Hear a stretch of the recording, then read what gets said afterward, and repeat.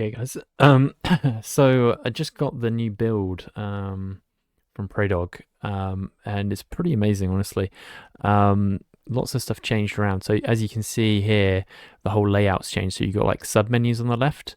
Before I was using my gamepad stick, but here you can actually use the controller, the touch controller as like a mouse pointer essentially, and it's changed now to A to like select things on there like a mouse click. So I'll just up in my resolution. So rip out previously with the old build, actually the UObjectHook stuff we tried like crashed the game after a while. Wasn't and it was difficult to find. Like you had to manually type player controller and try and find it. But I'm just having a look at these new things. So inputs all in like its own little section now, instead of kind of all cluttered with everything else. So this is being reduced to just the kind of like stuff that we'd always be looking for, like the player control, the acknowledge pawn, the things you actually want to attach. So in going to components, you still have to find what you want to attach. Although there's another tool I'll get onto later, which I try. So I'm thinking, okay, pawn mesh, one player, character mesh, something like that. So I click adjust now, and I was wondering where my I attached it and it didn't adjust. I was like, well, where's my gun gone? Yeah, I'm just wondering where that was, and I suddenly see it in the corner of my eye. Here we go. It's the floating player arms. So I scroll back down to it, click adjust. So and now we've got this new. Before it was like a red probe, but now it's this like light blue box to adjust over, and yeah, it looks pretty good. I think playing RIPOUT, there's like some slight offset to it, so probably some games it might not be exactly over the mesh where you want it. You might want to adjust it and play around with where is actually comfortable. You see me doing this, just kind of making adjustments. Also, I found turning on room scale movement helps a lot with this. It just seemed like better freedom of movement all round. And I do that later on. I kind of think, oh, there's something strange pushing my hand forward, so I go back in and to the input and add room scale. So now I'm kind of thinking, oh, can I hide the player arms? And I knew it was in functions. I knew there was like a visible tick box. So I'm looking for that, and I'm looking for it. But annoyingly, I forgot that Predog actually added a new checkbox for visible by the buttons where you attach the controller. So I think the only feedback is this: if you start opening up a lot of these explosions, it can take a while. So he's added the right stick as a scroll wheel now, so you on the right stick up and down, it will go scroll up or down. So I'm looking for the boolean visible thing. And I eventually figure out that I need to go back up. But yeah, after you've kind of opened a lot of these, scrolling up with the thing, maybe it'd be nice to have a button that just kind of expands all, or at least collapses all. If you open up too many of those, it can get a bit ridiculous. But yeah, RIPOUT looks really good. So removing the player arms does help a lot in immersion, I think. Although the player arms do a lot of cool like animations with the reload and stuff like that. So it's probably personal preference whether you want to remove them. I mean, it's pretty cool having them on. They can get a little bit funky in your view. They still look cool. So I find the be visible, and it doesn't seem to do anything, but that's because I've yet to realise that it's been moved to somewhere else. And I see it, here we go, visible. Destroy component, detach, adjust, and then visible, and bam, it's gone. And suddenly, wow. And it actually applies to all weapons because it's just the first person mesh. And actually that feels kind of a lot better to have that invisible in VR. I mean, if you wouldn't like making like your own mod, you might just want to have the hand part, not the arms, but it's pretty cool. So I load up into a mission to have a go. I played this on launch. Yeah, they did do some performance updates. They seem to perform it pretty well now.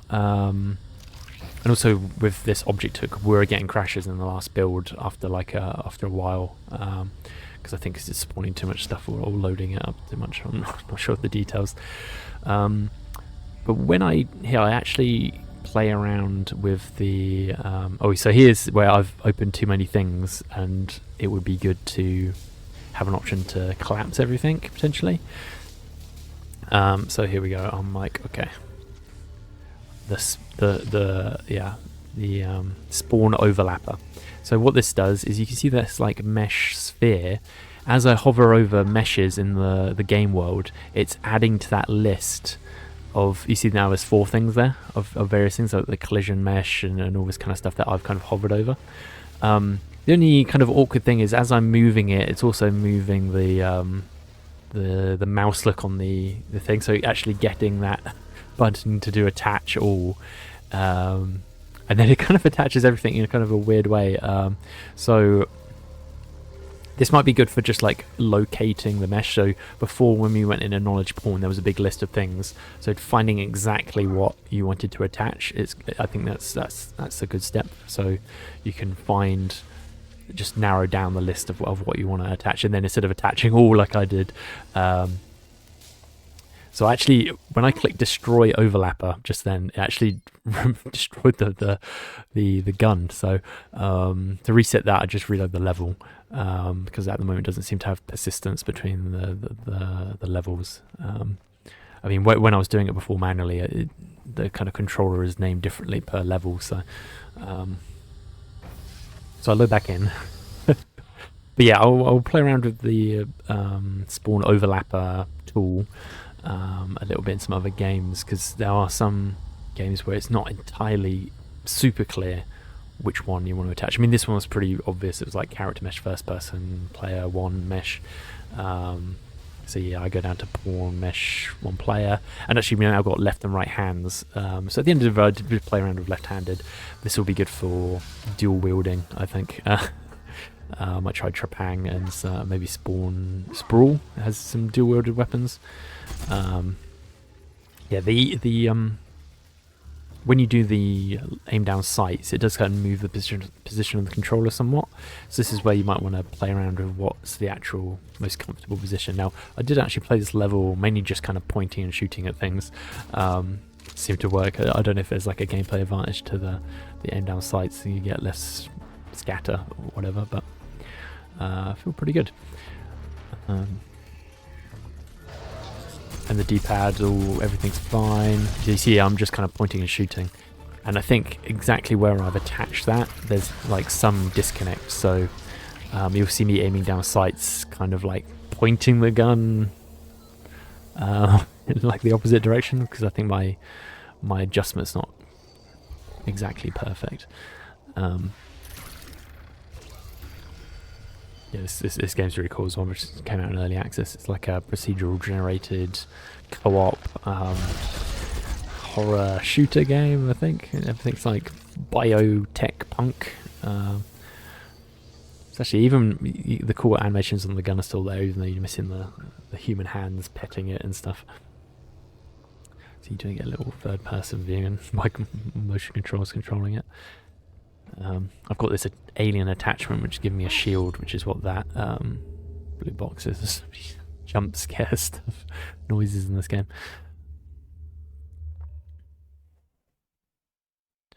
Yeah, apologies, I occasionally go on pause here because I'm just checking my I'm working right now, just checking out any Teams messages, grabbing a drink, so apologies, there's a couple of like weird pauses where I take my headset off.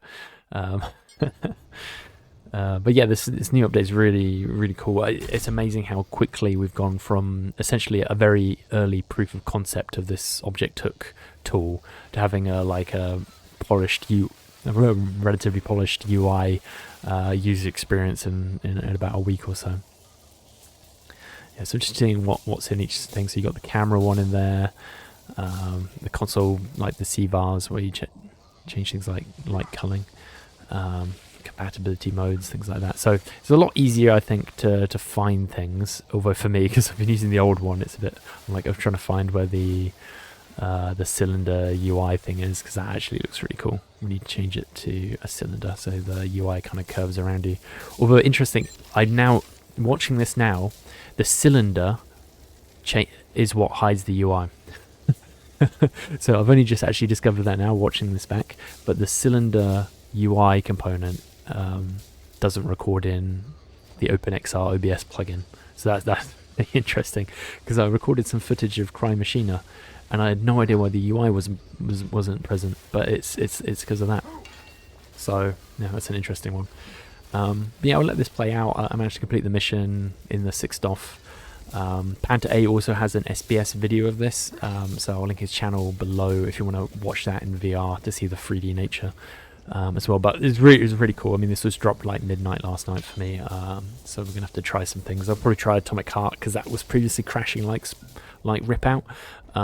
So having this new build has probably helped that, and also left and right hands. So there's the kind of tech magic in Atomic Heart maybe we can attach to the left hand. So yeah, really exciting development. Everyone come over to the Factor VR Discord, ask your questions there.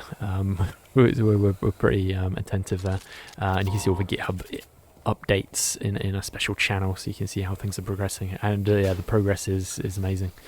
But yeah, thanks for watching. I know this has been a long video, but I appreciate everyone's comments. I'll try and answer the questions in the YouTube comments as well. But yeah, that's me for now. Until the next video.